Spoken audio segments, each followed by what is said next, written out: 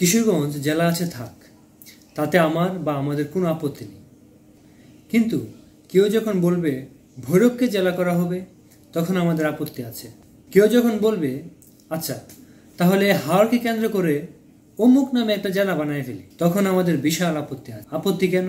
ঐতিহ্যবাহী প্রাচীন জনপদ বাজিতপুর, এই জনপদের শত শত বছরের স্বপ্ন বাজিতপুর জেলা। 1787 সালে ময়মনসিংহ জেলা সৃষ্টি হলে বাজিতপুর ময়মনসিংহ জেলার অন্তর্ভুক্ত হয়। 1823 সালে বাজিতপুর থানা গঠিত হয়।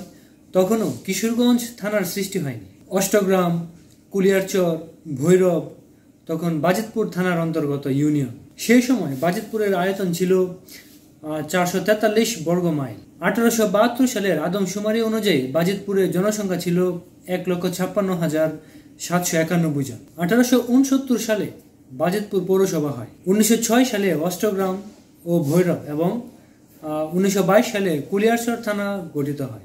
1860 সালে কিশোরগঞ্জ মহকুমা হয় ও 1984 সালে জেলা গঠিত হয়। ব্রিটিশ সরকার 1912 সালে বাজিতপুরকে মহকুমা করার সিদ্ধান্ত নিয়ে বাজিতপুরে প্রায় 206 বিঘা জমি অধিগ্রহণ করে। প্রশাসনিক ভবন, অবকাঠামো নির্মাণের জন্য স্থান নির্ধারণ সহ নানা প্রক্রিয়া চলার এক পর্যায়ে প্রথম বিশ্বযুদ্ধের কারণে থেমে যায় মহকুমার কাজ। বাজিতপুরকে মহকুমায় রূপান্তরিত করার পুরনো দলিলপত্র পর্যালোচনায় পাওয়া যায় ব্রিটিশ সরকার 1912 সালে লেভেঞ্জ কমিশন, পাকিস্তান সরকার 1952 সালে হাসান বাউন্ডারি কমিশন ও বাংলাদেশ সরকার 1978 সালে 3টি পৃথক কমিশন গঠন করেন। এই 3টি কমিশনের তদন্ত প্রতিবেদনের প্রত্যেকটিতে ভৌগোলিক অবস্থা বিবেচনায় মহকুমা করার যৌক্তিকতা তুলে ধরে সুশৃঙ্খল ও কার্যকরী প্রশাসন এবং আশপাশের এলাকার জনগণের দুর্ভোগ লাঘব করতে এই অঞ্চলের মধ্যবর্তী থানা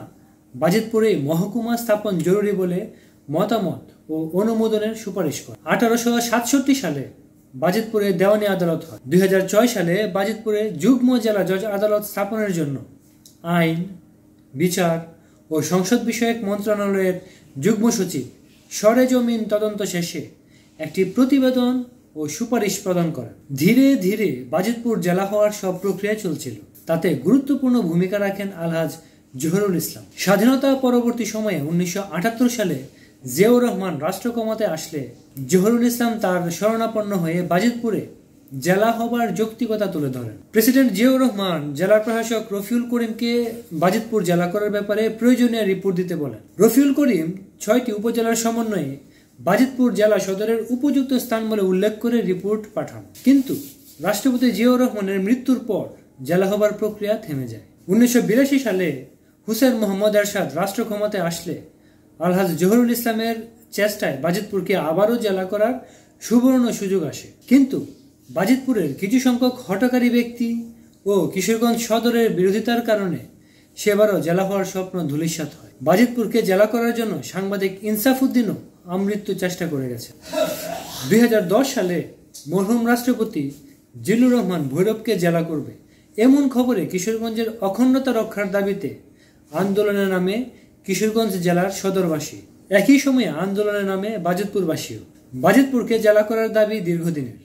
নতুন জেলা হলে বাজিতপুরেই হবে। এই দাবিতে বাজিতপুরের সর্বস্তরের জনতা নৌপথ, রেলপথ, সড়ক পথ অবরোধ, হরতাল ও অনশন কর্মসূচি পালন করে। সোনার বাংলা গড়তে বৃহত্তর বাজিতপুরবাসীর প্রাণের দাবি বাজিতপুর জেলা বাস্তবায়ন। 200 বর্ষের লালিত স্বপ্নে যুগে যুগে অসংখ্য জ্ঞানী গুণী শ্রম দিয়েছেন বাজিতপুরকে জেলা করার দাবিতে।